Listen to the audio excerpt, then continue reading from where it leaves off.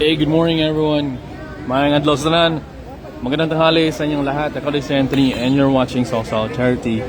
On Friday, so kanina we on our usual di ba, Salsalo, we usually prepare all our meals in this long table, pero I pull it all out kasi we have our Bajau kid together with us. Kasi usually they don't come dito sa ating Friday Salsalo because it's class time kasi pinapag-aral kasi sila eh. So but since it's summer,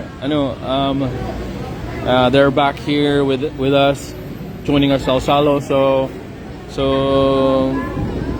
instead, I pull out all my foods dito because prepare na sana kanina. So instead, ngayon pa lang namin during ganito na lang yung setup para hindi talaga magkagulo, para makakain yung lahat, especially our elderly friends who are waiting. So pwede muna natin yung mga bata and then tsaka pa namin to serve sa nila yung pagkain para talaga walang magkagulo. Nobody's gonna get more than once or twice pa sa meal kasi ganun kasi nangyayari every single Friday even if there were kids around, even including the elderly, lahat sila kumukuha ng more than twice. I mean more than one sa even more than twice. So it always ended up na other people might be able to eat. So yun ang nangyayari mostly sa Salsalo natin. So it's a struggle kasi sometimes we don't really have enough volunteers to help me out, to help us out na organize things here para maging hapsay bitaw atong Salsalo. So most of the time, every time we prepare our meals in this one long table. And then during Salsalo, we always ended up chaotic, nagkakagulo, lahat kumukuha ng tagay-danay. Tagay-dan. Anaman makatagbi. I-serve sila tanan pagkaon, nay. Tayo sa una. Ay lang kayo, dagan na po mga bata karon. Sakto lang. So hopefully God provides today. So Salo kasi ang usual na natin na quantity ng food na prepare natin is good for 100 kasi excluded yung kasi hindi na sumasabay sa atin yung mga Bajau kids on Friday kasi it's class time. But since ngayon bumabalik na yung mga Bajau kids natin because it's summer, there's no class, kaya maybe by next Friday we'll multiply our quantity of meals. So ngayon hopefully, let's hope na mabibigyan natin lahat, especially mga elderlies natin. So Salsalo's been going on for more than a decade and I'm really proud for more than 15 years, for more than 10 years, 15 years in Salsalo. We've been doing consistently Salsalo every single week, especially every Friday. Consistent talaga kami nagpasasalo-salo, and you can all see it on our social media, on my social media, that every single week, especially every Friday, nagsasalo-salo kami, I call it Salsalo. Other call it a feeding program. It may look like it is a feeding program, pero it was never a feeding program to begin with. That's why I call it Salsalo, because it means in our Filipino dialect we eat together. We're just friends before. My elderly beggars in the streets begging. Makain lang kami, nagsasalo-salo lang kami hanggang lumaki na lang siya.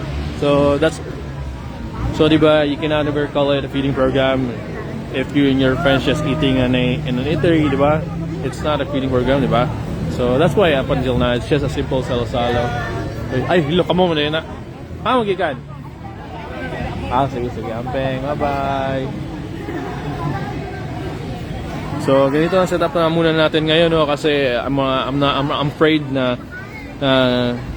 I'm afraid. Natatakot ako na baka magkagulo lahat at yung iba hindi makakain. Kaya ang ginagawa namin is saka na lang namin prepare ang food individually. Parang ganito.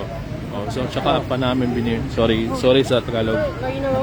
Kaya pa namin i-prepare ihanda ang food ba. Matapangan to ni. para individually tanan bitaw mapatagaan kay if set up na mo diri sa table man god kay ang ending ang uban mo kuag duha tulo nya ang uban dili nakakaon so mo to kanin lang sa mong buhaton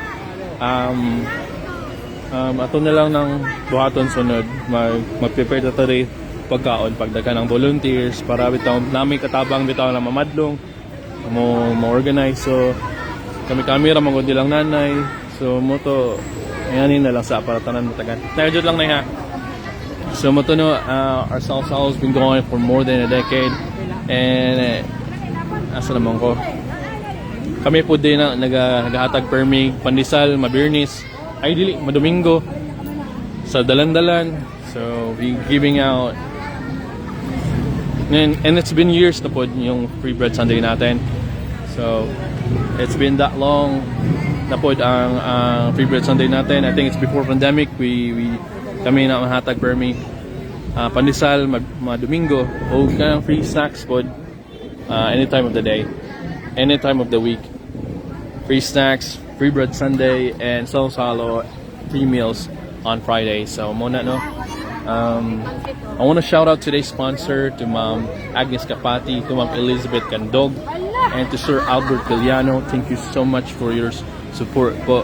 And for the rest of my sponsors, to Ma'am Nancy Nakagawa, to Ma'am Cecilia Ramos of Mortgageville, to Shay Shay Ong, to Sir Ryan Kabigting, to Ma'am Monet Iduria, to Ma'am Loco, to Ma'am Bilma, to Ma'am Reds Tobera, to Ma'am Nicueto, to Ma'am Annalene Almohera.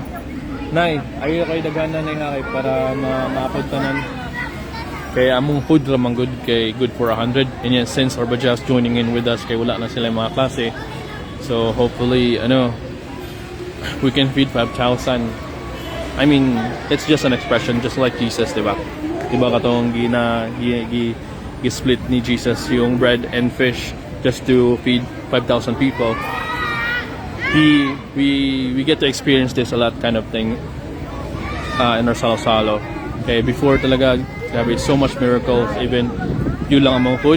Grabe niya, dalan kay mga 10, it's like feeding the 5,000 gihapon, God always provide. So, I'm not gonna prolong my life guys, I have to take videos. I have to take videos and pictures so I can post it for later. Thank you so much for watching. I hope you guys enjoyed the video. Please post on Facebook. If you see more of activities, if you guys would like to reach out less fortunate, feel free to join us. Again, it's me, Anthony of Sal Charity.